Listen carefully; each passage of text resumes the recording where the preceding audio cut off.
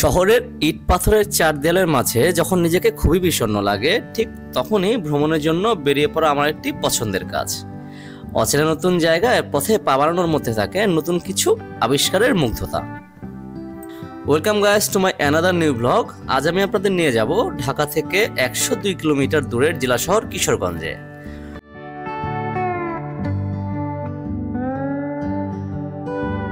প্রথমেই সকাল 7:30 আমি চলে গেলাম ঢাকার সায়দাবাদ বাস টার্মিনালে। এখান থেকে 350 টাকার টিকিট কেটে বাসে করে চলে যাচ্ছি কিশোরগঞ্জের উদ্দেশ্যে। আপনারা চাইলে মহাখালী বাস টার্মিনাল থেকেও গাজীপুর হয়ে বা ট্রেন যোগে কিশোরগঞ্জ শহরে চলে আসতে পারেন। শহরের পথ ধরে যেতে যেতে চোখে পড়ল সিভিল সার্জনের অফিস এবং সার্কিট হাউস। আরেকটু সামনে এগিয়ে যেতেই দেখলাম পুলিশ সুপারের অফিস এবং জজ কোর্ট। এভাবে ঘুরতে ঘুরতে 10 মিনিটের মধ্যে এসে পৌঁছলাম পৌর পার্কের সামনে। ঘোরাঘুরির আনন্দ আপনাকে সারা জীবন স্মৃতির পাতায় নিয়ে যাবে, যেখানে থাকে শুধু সুখ আর সুখ। এক নয়নাভিরাম মনোরম দৃশ্য দেখা যায় এই পৌর পার্কে। চারিদিকে এক অপরূপ সবুজের সমারোহ। আস্তে আস্তে সামনের দিকে হাঁটতে থাকলাম। ফুটপাতের দুপাশে বসে বিভিন্ন খাবার এবং মেয়েদের সাজসজ্জার উপকরণের দোকান। গুরুদয়াল কলেজের ঠিক উল্টো দিকে রয়েছে স্মৃতিস্তম্ভ এবং শহীদ মিনার। পার্কের ভিতরে রয়েছে অনেকগুলো চটপটি ও ফুচকার এবং চায়ের দোকান।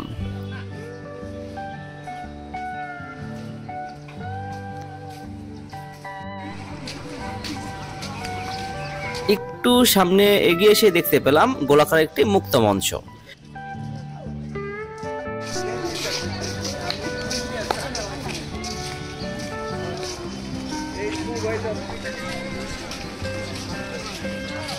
এরপর ঠিক মুক্ত মঞ্চের পাশ দিয়ে হাঁটতে হাঁটতে চলে এলাম এই ওয়াচ টাওয়ারের সামনে। প্রায় 9 তলার সমান এই টাওয়ারটি দেখার পর না উঠে রাখতে পারলাম না। মনে হচ্ছে এই টাওয়ারের উপরে উঠলেই আমি পুরো কিশোরগঞ্জ শহরটি দেখতে পাবো।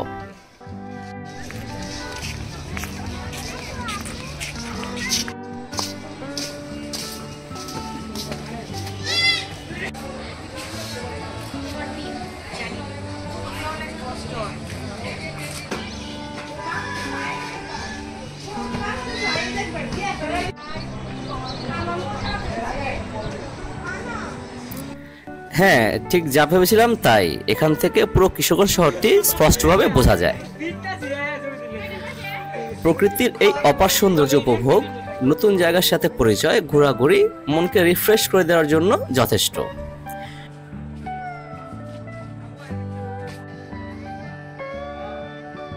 তারপর এখান থেকে বেরিয়ে পড়লাম। আমার পরের লক্ষ্য শহরের ঠিক পাশে অবস্থিত মায়াকানন থিম পার্ক। গ্রামের পথ ধরে আস্তে আস্তে এগিয়ে চললাম সামনের দিকে। অটোরিকশা করে 20 মিনিটের মধ্যেই এসে পৌঁছলাম পার্কের গেটে।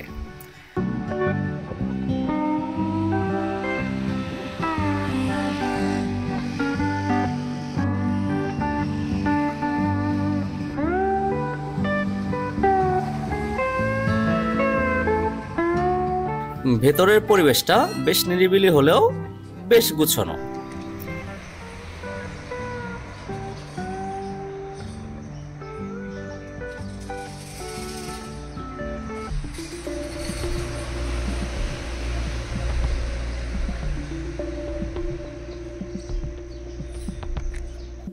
এখান থেকে ঠিক ডান দিকে আগাতে থাকলাম। ডান পাশে একটি বাঁধানো পুকুর চোখে পড়ল, যার এক প্রান্ত ঘেঁষে বানানো হয়েছে একটি ছোট ব্রিজ।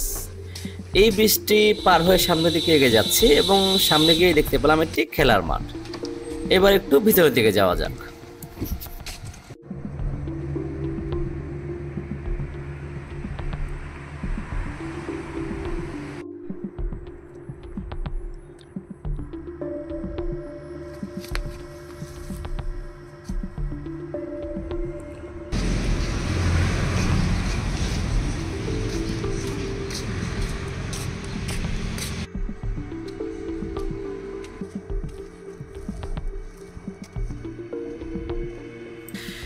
এখানে বিভিন্ন জীবজন্তুর প্রতিকৃতি দেখা যায়। শিল্পীর সুন্দর হাতে তৈরি করা হয়েছে এই সকল স্থাপত্যকর্ম।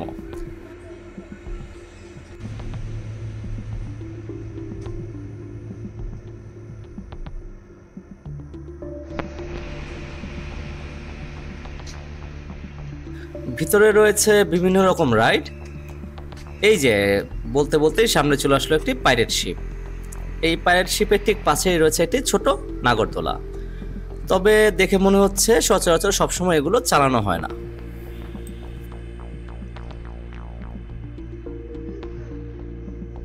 আরেকটু সামনে এগিয়ে যেতেই চোখে পড়লো ছোটখাটো একটি সুইং চেয়ার রাইডের, এবং সুইং চেয়ার রাইডের ঠিক পাশেই রয়েছে একটি ট্রেনের রাইড।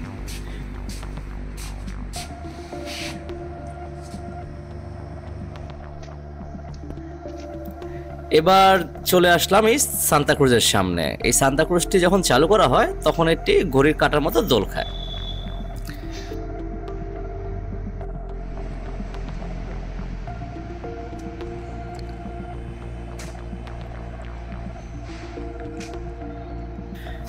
এবার মোটামুটি একটু ঘোরাফেরা করে সামনে এগিয়ে যেতেই দেখতে পেলাম একটি ওয়াটার পুল, যেখানে বেশ কিছু ছোট ছোট ওয়াটার রাইডও দেখা যাচ্ছে।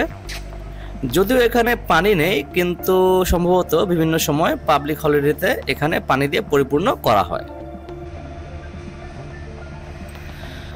আরও একটু সামনে এগিয়ে যেতেই চোখে পড়লো একটি রেস্টুরেন্টের। হ্যাঁ, এখানে একটি সুন্দর রেস্টুরেন্ট রয়েছে, চাইলে আপনারা এখানে হালকা বা ভারী যে কোনো খাবার খেয়ে নিতে পারবেন। মূল্য তালিকা দেখে মনে হলো না, দাম মোটামুটি কমই মনে হয়েছে আমার। আপনারা চাইলে এখান থেকে খাবার খেতে পারেন। কিশোরগঞ্জে একটা অজানা রহস্য উন্মোচন, অচেনা সংস্কৃতি অনুসন্ধান, ঘোরাঘুরি জাগ্রত করে অন্বেষণের আগ্রহ। আমাদের সকলের প্রকৃতির অপার সৌন্দর্য উপভোগ করা উচিত।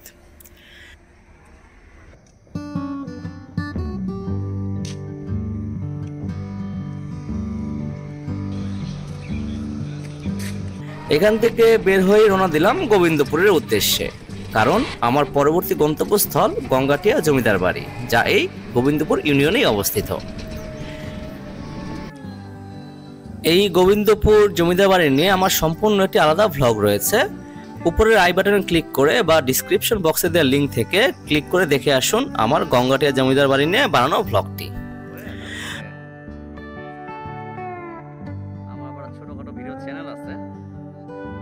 গঙ্গাটিয়া জমিদার বাড়িতে ঘুরতে ঘুরতে সন্ধ্যা হয়ে গেল। এখান থেকে বের হয়ে আমি চলে যাব আমার সর্বশেষ গন্তব্যস্থল শহরের কেন্দ্রে অবস্থিত পাগলা মসজিদে।